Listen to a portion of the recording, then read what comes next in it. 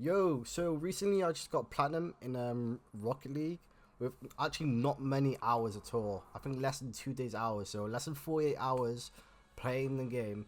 I got platinum and I ranked up from gold. Yo, yo. All right, so things I did, I mean, they're not directly connected to why I got out gold, but I think they just help in the long run. And obviously, happy mechanics, obviously, as well. Which I would say this is actually, no, it actually is a key factor how I improved so much. But I think like most of it comes to my game sense and my thinking and just not autopiloting. So that's one example I want you to understand in this game. Mechanics is everything to a certain point. Like you really don't need like that many advanced mechanics when you get to plat. Maybe diamond, low diamond. Obviously you need some skills, but I think game sense just carries it essentially. But yeah. So what I do in game essentially is think about what to do after kickoff. So say your opponent goes for kickoff and you go for kickoff, you hit it. What do you do then? Think about that. And maybe your teammate hits the ball, right? He hits the ball, you're going up, you're waiting to go in the air, it doesn't go anywhere.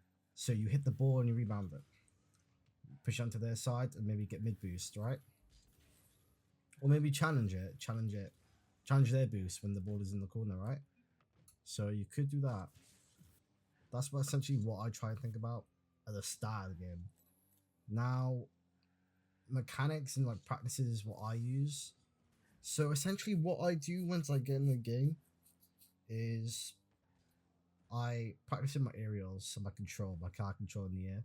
So I go around the map once or twice, depending if I fail the first time. And I essentially just go forward on the map with my car.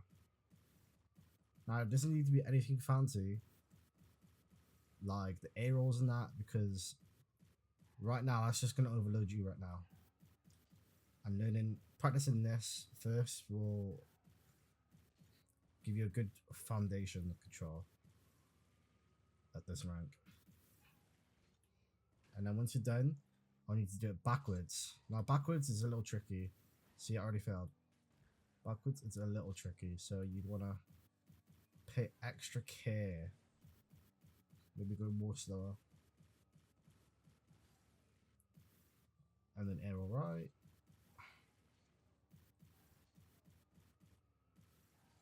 Nice. There, you get it, right? Now, doing that over and over again, maybe for like 5 minutes, 10 minutes, very good. It's very good.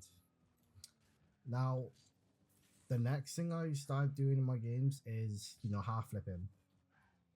So if you don't already know how to do that already, which you should probably already know, is essentially you jump backwards. So you press backwards, your analog stick, and you jump.